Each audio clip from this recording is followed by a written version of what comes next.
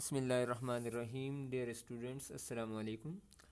Beta Noor school and college کی جانب سے آج ہم جماعت دہم کی اردو کی اگلی کلاس لے رہے ہیں، اور بیٹا روزانہ جو آپ کو ٹیچر کی جانب سے ہدایات دی جاتی ہیں ان کے اوپر عمل بھی کیا کریں، اور ڈیلی بیسس پر جو آپ کو لیکچر دیے جاتے ہیں ان کو خوش طبعی کے ساتھ اور خوش دلی کے ساتھ سنا کریں، اور جو ہوم ورک آپ کو دیا جاتا ہے وہ ود ان ٹائم لا کر یہاں پر سبمٹ کر لیا کریں۔ اب بیٹا آپ اپنی کاپی اور قلم کو سنبھال لیں۔ آج ہم حصہ نظم میں آخری نظم پڑھنے والے ہیں، اور حصہ نظم کی آخری نظم پڑھنے سے پہلے اس کے مصنف کے حالات کو پڑھیں گے، اس لیے جو آبجیکٹو آپ کو انڈرلائن کروائے جائیں وہ انڈرلائن کر لیا کریں، اور ساتھ ساتھ جو مشکل الفاظ بتائے جاتے ہیں وہ لکھ بھی لیا کریں، اور جو تراکیب بتائی جاتی ہیں مرکب اضافی، مرکب عطفی، مرکب جاری، مرکب اشاری، وہ بھی آپ انڈرلائن کر لیا کریں، اور اس کے اوپر کونے میں ایک چھوٹا سا ہنٹ دے دیا کریں کہ یہ مرکبات ہیں۔ چلیں بیٹا اب ہم اپنا آج کا لیکچر شروع کر دیتے ہیں۔ تو بیٹا آج کے جو ہمارے شاعر ہیں وہ ہیں مرزا محمود سرحدی، اور جو ہماری آج کی نظم ہے وہ ہے مسلمانان الجزائر۔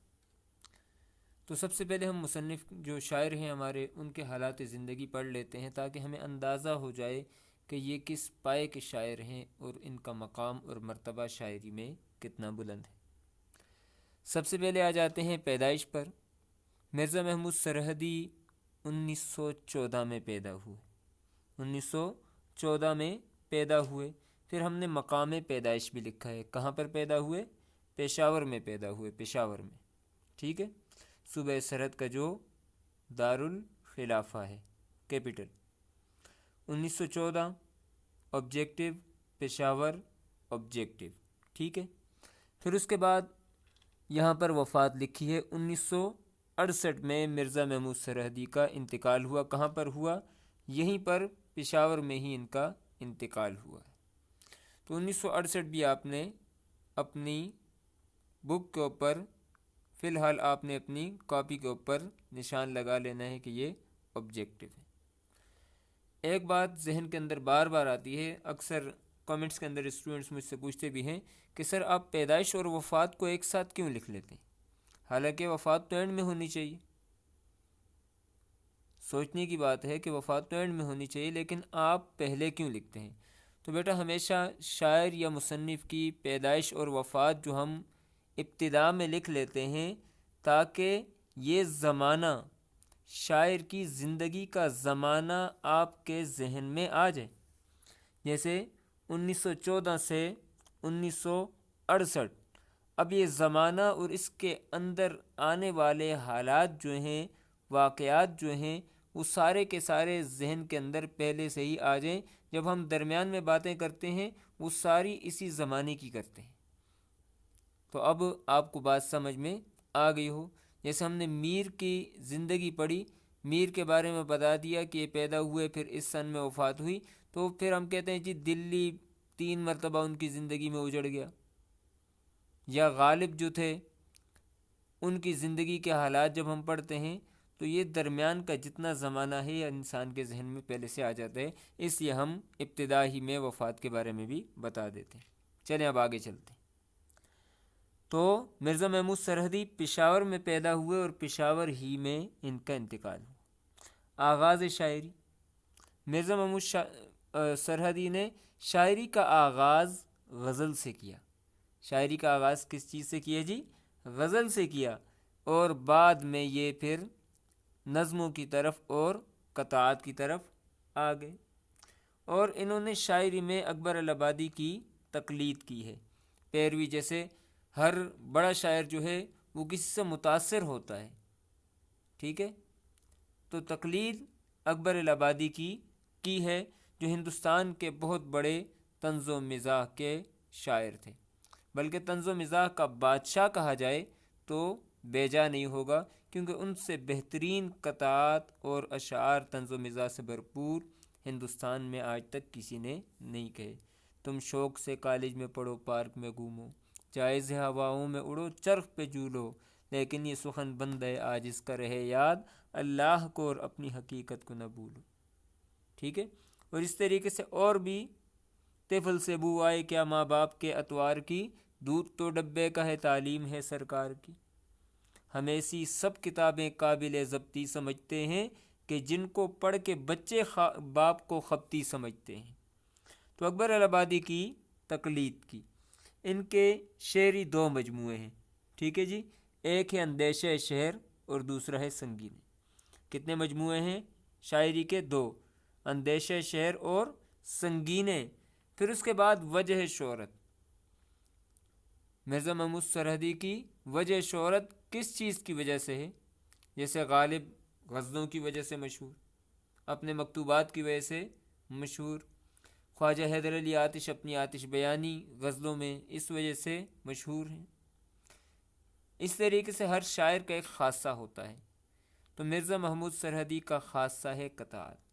وہ قطعات کی وجہ سے بہت مشہور ہوئے اور انہوں نے اپنی شاعری سے، اپنے قطعات سے ہمارے ماحول کے اندر، ہمارے نظام کے اندر پیدا ہونے والی خرابیوں کی نشاندہی بڑے خوبصورت انداز میں کی ہے.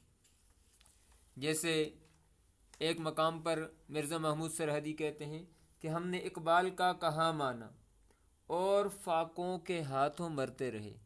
ہم نے اقبال کا کہاں مانا اور فاقوں کے ہاتھوں مرتے رہے. جھکنے والوں نے رفعتیں پائی، ہم خودی کو بلند کرتے رہے. ہم اقبال کی خودی پہ عمل کرتے رہے، کسی کے آگے جھکے نہیں، خودداری کا ثبوت دیا، اور جو جھکنے والے تھے ان کو مراعات اور فیسلٹیز ملتی رہی اور وہ مزے کرتے رہے. اور اس طریقے سے کہتے ہیں کالے چشمے بھی ایک نعمت ہیں، دھوپ میں خوب کام دیتے ہیں، جو نگاہیں ملا نہیں سکتے رات دن ان سے کام لیتے ہیں. اور بھی ان کے مشہور قطعات ہیں جو معاشرے میں پھیلی ہوئی برائیوں کی نشاندہی کرتے ہوئے اور ہمیں ان کی طرف متوجہ کرتے ہوئے نظر آتے ہیں. تو وجہ شہرت جو ہے وہ کیا ہے؟ قطعات ہیں. پھر ان کی شاعری کا موضوع کیا ہے؟ مرزا محمود سرحدی کی شاعری کا موضوع وہ کیا ہے جی؟ معاشرتی برائیاں، ان کی نشاندہی کرنا. معاشرتی برائیوں کی نشاندہی کرنا اور انہیں سامنے لانا تاکہ ہر شخص ان سے باخبر ہو جائے اور ان کو دور کرنے کی کوشش کی جائے. پھر اس کے بعد انہیں اکبر سرحد کا لقب بھی دیا گیا ہے. اکبر سرحد کیونکہ سرحد میں پیدا ہوئے تھے، پشاور میں پیدا ہوئے تھے. اس وقت کے پی کے جو آج کا کے پی کے ہے خیبر پختونخوا، اس کا نام سرحد تھا. صوبہ سرحد انگریز کے زمانے میں بھی اور اس کے بعد اب تک پاکستان بننے کے بعد بھی تقریباً 60 سال تک یہ سرحد ہی رہا ہے. تو انہیں اکبر سرحد بھی کہا جاتا ہے. جیسے اکبر ہند تھے اکبر الہ آبادی، تو یہ اکبر سرحد کے لقب سے مشہور ہوئے ہیں.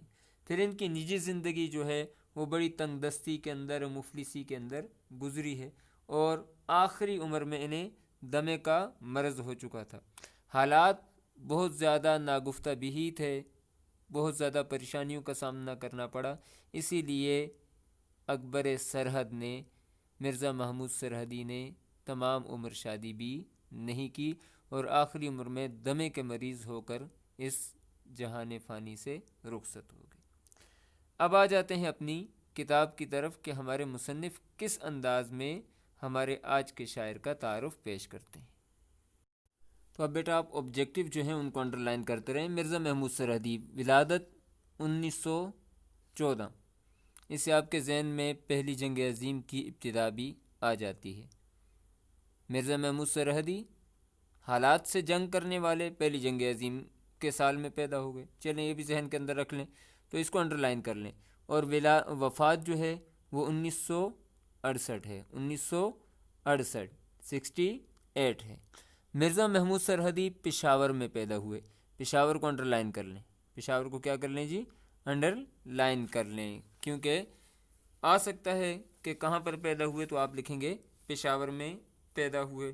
اور اوائل زندگی ہی سے غم روزگار کے چکر میں پڑ گئے. اوائل اول کی جمع، اول ابتدا کو کہتے ہیں.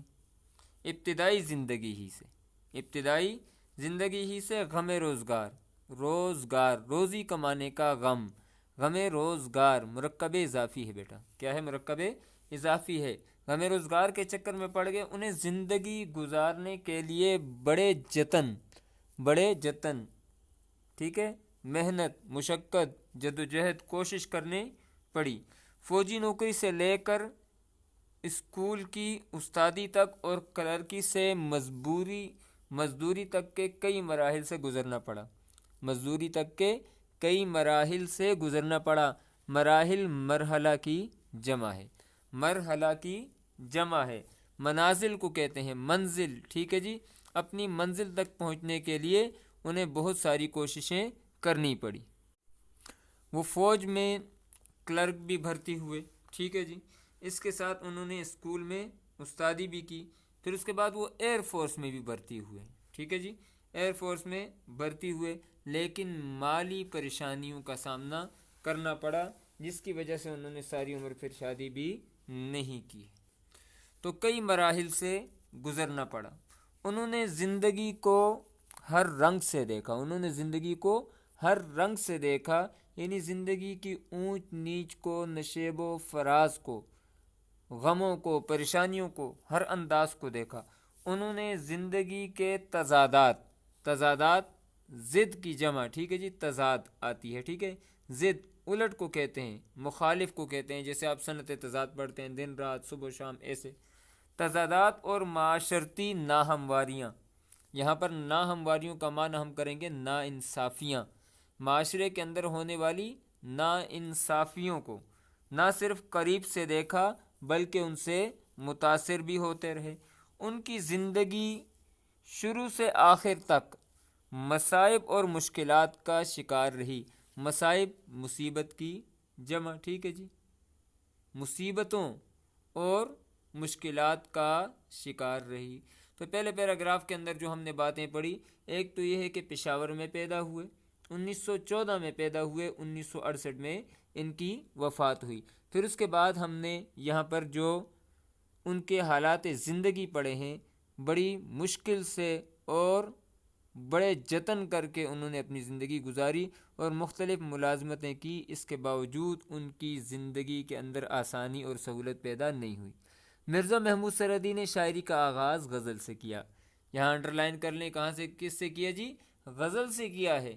ہیں قطعات کے بہت بڑے شاعر ہیں، تو غزل سے کیا، مگر جلد ہی طنز و مزاح کے میدان میں آ نکلے۔ طنز و مزاح، ٹھیک ہے، میں نے انڈر لائن کیا ہوا ہے، اس پر باقاعدہ آپ کو ایک پراپر لیکچر دیا جائے گا۔ کوشش یہی کروں گا کہ آج کے لیکچر کے اندر ہی اگر آ جائے تو زیادہ بہتر ہے۔ طنز و مزاح کے میدان میں آ نکلے، ان کا یہ رنگ ان کے قطعات میں کھل کر ہمارے سامنے آتا ہے۔ قطعات، ٹھیک ہے جی، قطع کی جمع ہے۔ قطع کے لغوی معنی آتے ہیں ٹکڑا یا کاٹی ہوئی چیز، عربی زبان کا لفظ ہے۔ پھر اس کے بعد قطعات کی مکمل تعریف اور اس کی مثالیں بھی آپ کو میں انشاءاللہ ابھی دیتا ہوں۔ سامنے آتا ہے مرزا محمود سرحدی ہمارے معاشرے کے بے باک نقاد اور ماہر جراح ہیں۔ بے باک نقاد، بے باک کے معنی ہیں بے خوف، بے باک کے معنی کیا ہیں جی؟ بے خوف، اور ماہر جراح ہیں، اور جراح کہتے ہیں پٹی کرنے والے کو، پٹی کرنے والا جو زخم کی پٹی کرتے ہیں۔ تو مراد یہ ہے کہ معاشرے کی برائیوں کو، جو ناسور ہیں، ان کو کریدتے بھی ہیں اور پھر اس کے بعد ان پر مرہم بھی لگاتے ہیں اور پٹی بھی کر لیتے ہیں، ٹھیک ہے۔ ان کے کلام میں بے ساختگی مطلب یہ ہے روانی، اور رسیلا پن، جیسے ہم کہتے ہیں نا کسی چیز میں رس ہوتا ہے تو مزیدار ہو جاتی ہے وہ نا، بغیر رس کے پھل اچھا نہیں ہوتا، تو رسیلا پن، مزہ ہوتا ہے، ایک لذت پائی جاتی ہے، رسیلا پن پایا جاتا ہے، جو بناوٹ اور آورت سے پاک ہے۔ بناوٹ جیسے کوئی چیز آرٹیفیشل ہوتی ہے وہ اچھی نہیں ہوتی، جو نیچرل ہوتی ہے وہ زیادہ اچھی ہوتی ہے، تصنع سے، بناوٹ سے پاک ہوتی ہے۔ آورت کہتے ہیں تکلف کو، وہ چیز جو زبردستی بنائی جائے، یعنی ان کی شاعری ایسی نہیں ہے جو زبردستی الفاظ جوڑ کر بنائی جائے، بلکہ ایسی ہے جو بلا تکلف شاعری ہے، اور ان کی شاعری جو ہے وہ ہر وقت ان کی زبان پر جاری رہتی تھی۔ وہ جب زمانے کی ناہمواریوں اور زمانے کی برائیوں کو دیکھتے تھے تو انہیں اشعار میں ڈال کر سامنے لے آتے تھے بغیر کسی جھجک اور رکاوٹ کے۔ انہوں نے اکبر الہ آبادی کے طنزیہ انداز کی تقلید کی۔ طنزیہ انداز، ٹھیک ہے جی، طنز اور مزاح کا فرق ابھی میں آپ کو بتاتا ہوں۔ تقلید کہتے ہیں پیروی کرنا، پیچھے چلنا، اور اسی وجہ سے انہیں اکبر سرحد بھی کہا جاتا ہے۔ تو اکبر سرحد کس کا لقب ہے جی؟ مرزا محمود سرحدی کا لقب ہے۔ اکبر سرحد بھی کہا جاتا ہے، ٹھیک ہے جی۔ اردو کے طنز نگار اور مزاح گو۔ طنز نگار، نگارش یا نگار لکھنے کو کہتے ہیں، طنز لکھنے والے، اور مزاح گو مزاح کرنے والے، ٹھیک ہے جی، مزاح کرنے والے۔ مزاح گو شاعروں میں انہیں ایک منفرد مقام حاصل ہے، منفرد، جدا، الگ مقام حاصل ہے۔ ان کے اشعار کے جو مجموعے ہیں وہ دو ہیں، ٹھیک ہے جی، ایک ہے اندیشہ شہر اور ایک ہے سنگینے۔ یہ دو ان کی تصانیف ہیں جو آپ کو بھی مل سکتی ہیں۔ تو مرزا محمود سرحدی، اکبر سرحد کا انٹروڈکشن پہلے ہم نے، اور پھر اس کے بعد جو کتاب کے اندر مصنف نے لکھا ہے وہ آپ کے سامنے آ گیا، اور دو باتیں ہم نے اس سبق میں چھوڑ دی۔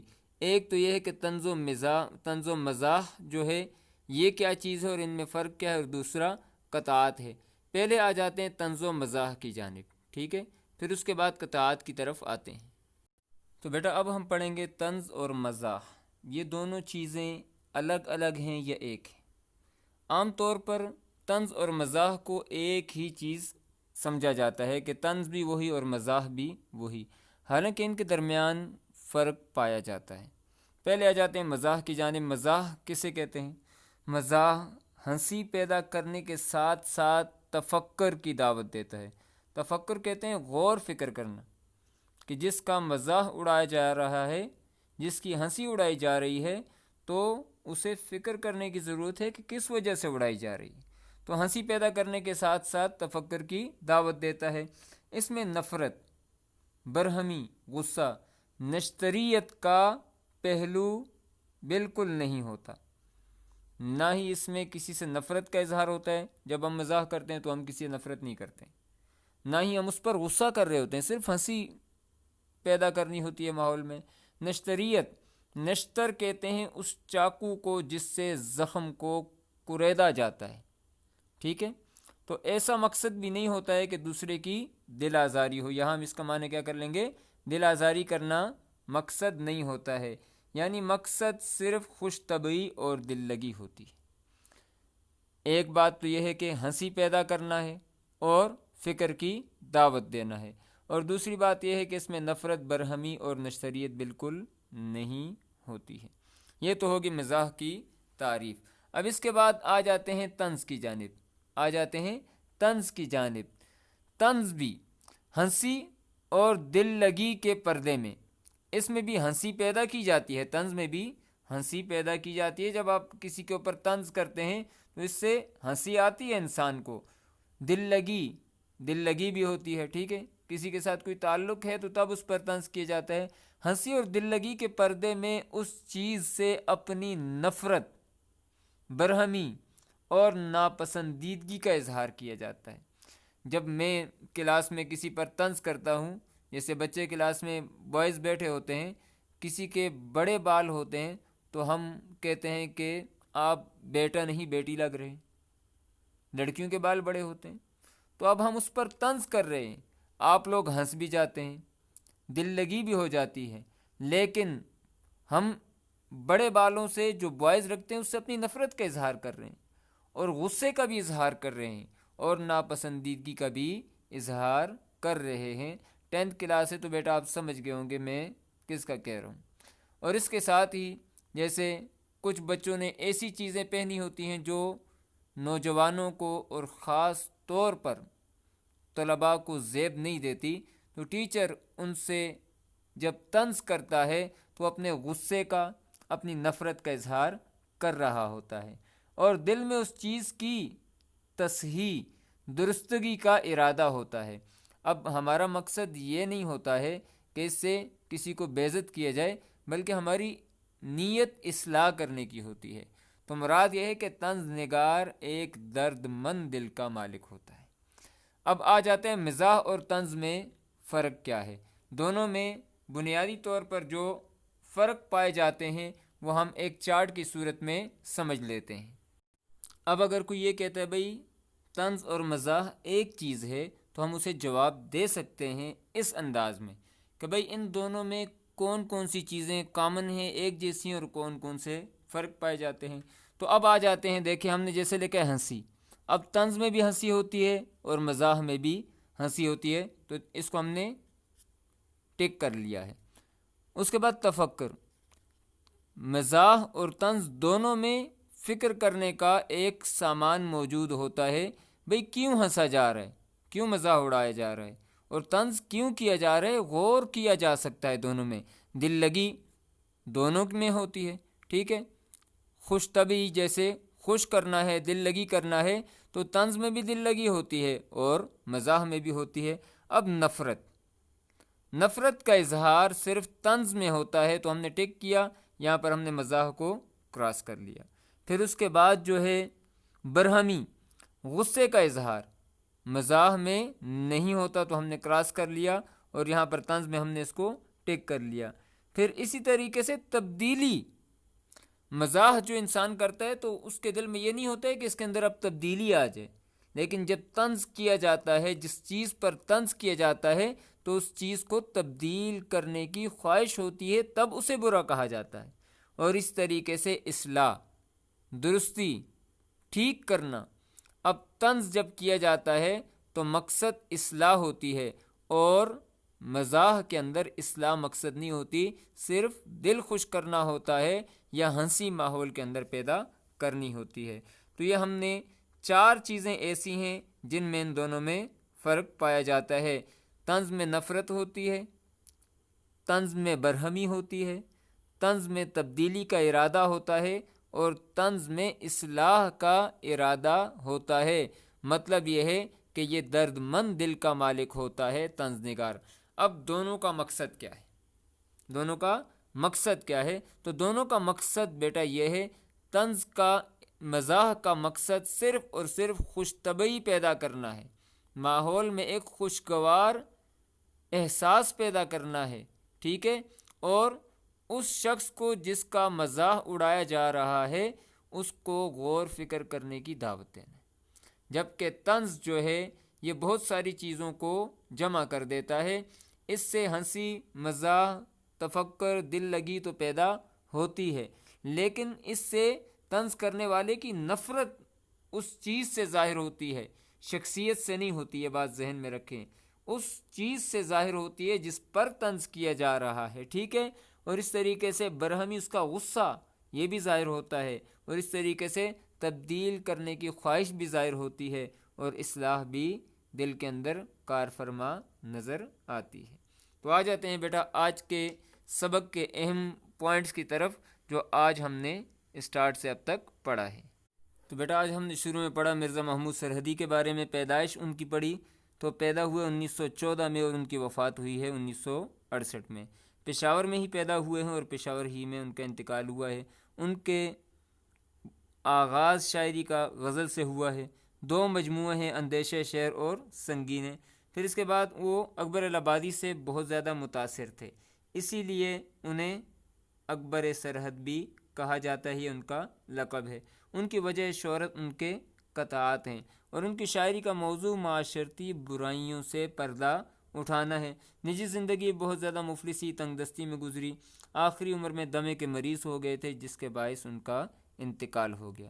پھر اس کے بعد ہم نے بک میں جو مصنف نے انٹروڈکشن کیا ہے وہ پڑھا ہے، اور اس کے ساتھ آخر میں آ کر ہم نے طنز اور مزاح کے بارے میں آپ کو بتایا ہے، اور دونوں کا فرق آپ کو سمجھا دیا کہ مزاح کا مقصد صرف ہنسی پیدا کرنا اور غور فکر کی دعوت دینا ہوتا ہے، اس میں غصہ، نفرت، برہمی کا اظہار نہیں ہوتا ہے، جبکہ طنز کے اندر جو طنز نگار ہوتا ہے یا طنز کرنے والا ہوتا ہے وہ اپنے غصے کا، اپنی برہمی کو اور اپنی ناپسندیدگی کا اس چیز سے اظہار کرتا ہے جس پر طنز کیا جاتا ہے۔ پھر اس کے بعد ہم نے دونوں میں فرق بتا دیا کہ دونوں کا فرق کیا ہے۔ دونوں میں فرق یہ ہے کہ دونوں میں ہنسی کا ایک پہلو پایا جاتا ہے، ٹھیک ہے، دونوں میں غور فکر کا ایک پہلو پایا جاتا ہے، دل لگی کا پہلو پایا جاتا ہے، لیکن نفرت کا پہلو صرف طنز میں ہوتا ہے، مزاح میں نہیں ہوتا ہے۔ اسی طریقے سے برہمی کا پہلو طنز میں ہوتا ہے، مزاح میں نہیں ہوتا ہے، اور اس طریقے سے تبدیلی کرنے کی خواہش مزاح میں نہیں ہوتی، طنز کے اندر پائی جاتی ہے، اور اصلاح کا پہلو صرف طنز میں پایا جاتا ہے، مزاح کے اندر نہیں پایا جاتا ہے۔ آج کا لیکچر بہت زیادہ معلوماتی تھا اور آپ کو بہت اچھے طریقے سے سمجھ میں آ گیا، اور آپ کا آج کا ہوم ورک یہی ہے کہ آپ نے طنز اور مزاح کی تعریف بھی لکھنی ہے، ان دونوں میں فرق کو بھی واضح کرنا ہے، اور جتنے آبجیکٹیو آپ کو بتائے گئے ہیں وہ سارے کے سارے آپ نے اپنی اسائنمنٹ جو پیجز ہیں ان کے اوپر لکھ لینے ہیں، اور جو ٹائم آپ کو دیا گیا ہے اس پر لا کر کالج کے اندر بھی جمع کر لینے ہیں، اور گوگل کلاس روم کے اندر بھی آپ نے مجھ سے شیئر کر لینے ہیں، اور واٹس ایپ جو ہمارے گروپس ہیں ان کے اندر شیئر کر لینے ہیں۔ کوئی بھی بات پوچھنی ہو تو آپ کمنٹس کے اندر پوچھ سکتے ہیں۔ السلام علیکم ورحمۃ اللہ وبرکاتہ۔